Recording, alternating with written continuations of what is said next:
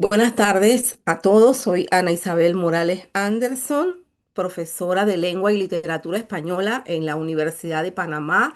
Y para mí es un agrado compartir con ustedes la ponencia Habilitar el discurso académico desde la participación universitaria, innovación, extensión e investigación como espacios de transformación discursiva. Bien, empiezo con este pensamiento que creo que es el resultado de todo lo trabajado. Habitar el discurso no es repetirlo, es transformarlo. Vamos a ver algo de introducción, la metodología, los resultados, las implicaciones y las conclusiones. Y pues aquí vemos algunos de las imágenes durante los proyectos que realizaron los estudiantes. Bien, vamos al problema o el contexto. Pues vemos que cómo habitar, cómo apropiarse de ese lenguaje académico si sigue siendo en las universidades los espacios para prácticas como estas prácticas discursivas que los ayudan a ellos a utilizar, a practicar con lenguajes más técnicos, más especializados, pues vemos que los espacios son reducidos para ellos. Sin embargo, se quiere que el estudiante, pues al final, cuando sea un profesional, tenga un lenguaje elevado que cubra ciertos niveles estandarizados. ¿Cómo hacerlo entonces si no se prepara el estudiante de una forma práctica? Entonces, como dice Solórzano y Bravo en el 2023, posicionar la identidad institucional va de la mano con las prácticas que nosotros realicemos con el estudiante en vías de mejores niveles de lenguaje académico. Por otro lado, Esteba y Montero en el 2017 señalan que la necesidad de espacios reales para practicar el lenguaje académico, sobre todo para eso, para que entre ellos mismos puedan no copiarlo, sino transformarlo de acuerdo a su propio lenguaje, a su propio nivel, porque vamos a ver más adelante en los resultados cómo algunos logran niveles mucho más elevados que otros. Y por último tenemos a Méndez Chan en el 2019 que señala que pues este tipo de actividades, este tipo de prácticas y sobre todo se basa en lo que es la extensión universitaria, llevar el estudiante hacia la comunidad, fortalece la habilidad discursiva. Y pues vemos aquí ciertas palabras que son propias de la investigación como jerga, inclusión, apropiación, ética, equidad, lenguaje, comunicar, transformación, identidad y apropiación, que veremos pues más adelante. ¿Cuál fue el objetivo del estudio? Bueno, explorar de qué manera los estudiantes del curso de lenguaje y comunicación en español habitaban, cómo habitan, cómo resisten o si transforman el discurso académico, es decir, lo hacen suyo, cada cual dentro de su propio ámbito. Discurso académico, habitar desde la apropiación progresiva del lenguaje. Claro, porque no va a ser de la noche a la mañana, es un proceso que es gradual, que es progresivo, pero que tiene que darse y que el estudiante necesita los espacios para practicar. Resistir, claro, un rechazo a las normas académicas de exclusión discursiva, porque no se trata de copiar, no se trata de hablar como yo hablo. Se trata de ser tú mismo, simplemente utilizando un lenguaje académico. Y transformar desde esa reinvención del lenguaje académico y de sus propias prácticas colaborativas, porque vemos que este tipo de práctica los ayuda también a socializar entre ellos, a denotar si hay líderes o simplemente si no hay ningún líder, sino que hay un conjunto de saberes y de conocimientos y una participación equitativa. En cuanto a los marcos teóricos de este trabajo, un momentito, se me pasó la diapositiva. Un momento.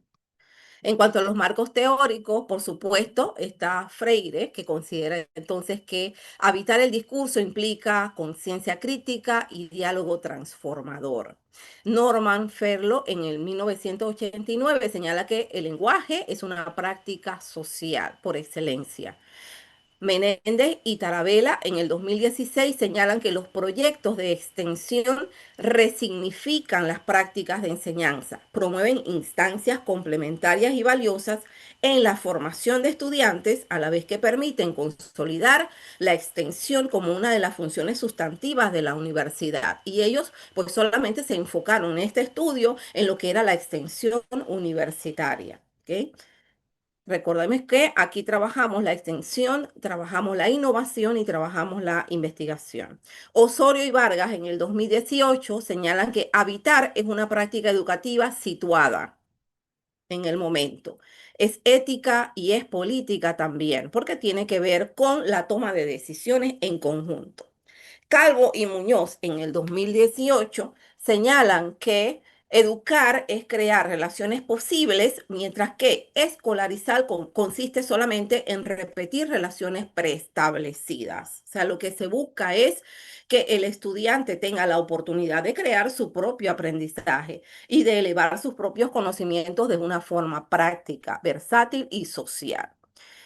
Eh, por último, tenemos a Nava en el 2021 que señala que las prácticas discursivas pueden resistir la exclusión y transformar el orden simbólico desde la vulnerabilidad y la colaboración.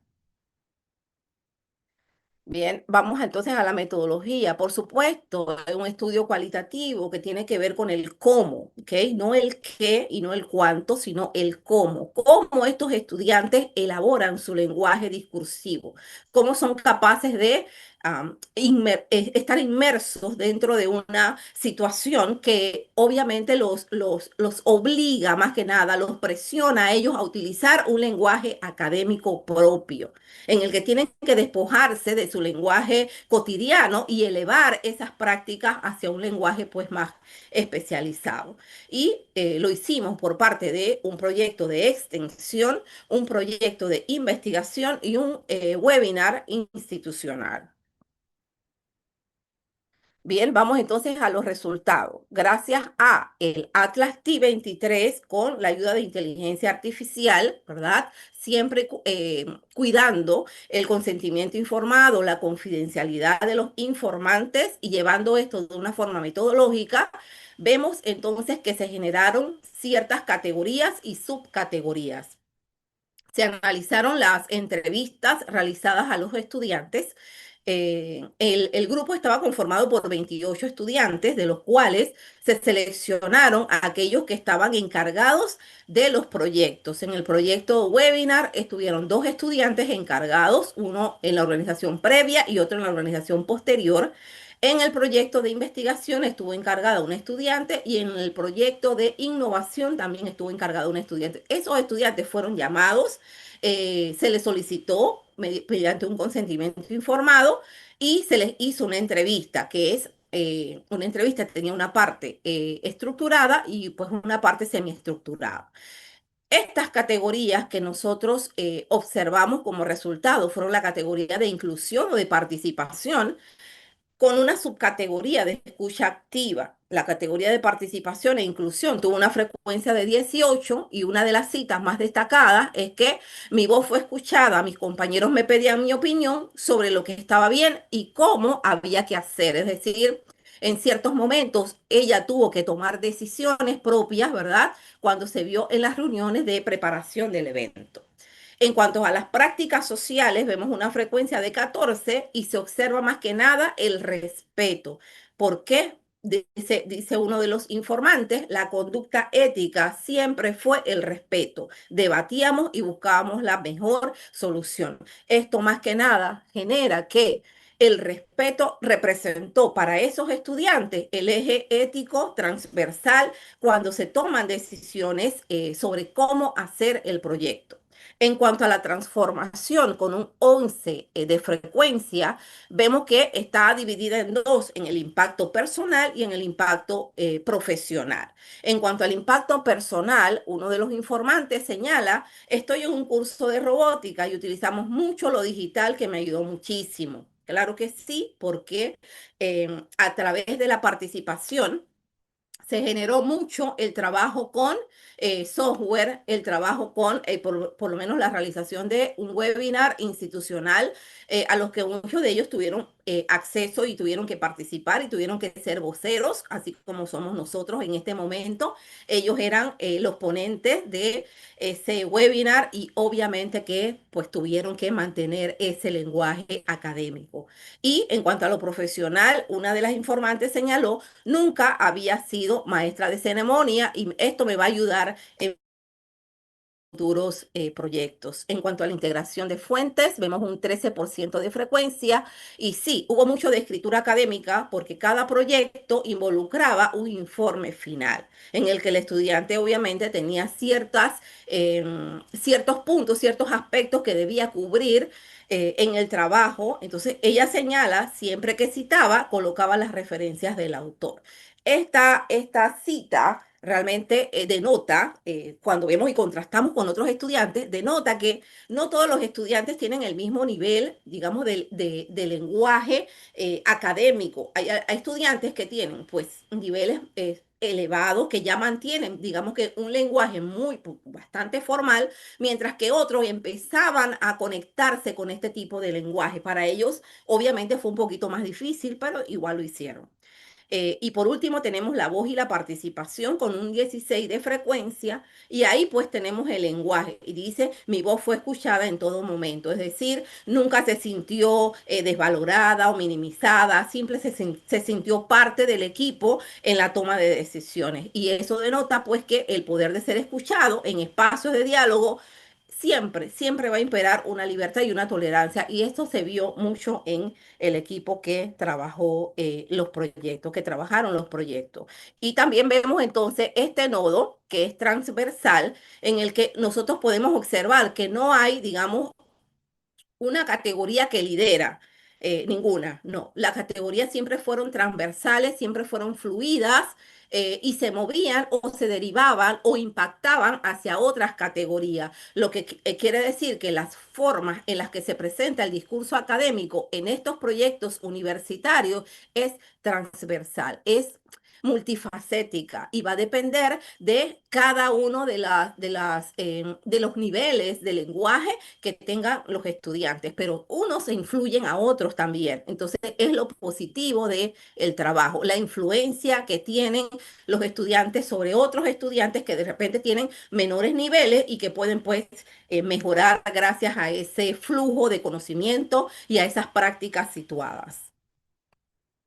Bien, en conclusión, podemos decir que habitar el discurso académico de este tipo de prácticas de innovación, de extensión y de investigación revela que no se trata de dominar estructuras lingüísticas formales, se trata de transformar estas mismas estructuras desde lo social. Entonces vemos ya una universidad más comunitaria, una universidad realmente donde impera lo social, la democracia, la comunicación transversal.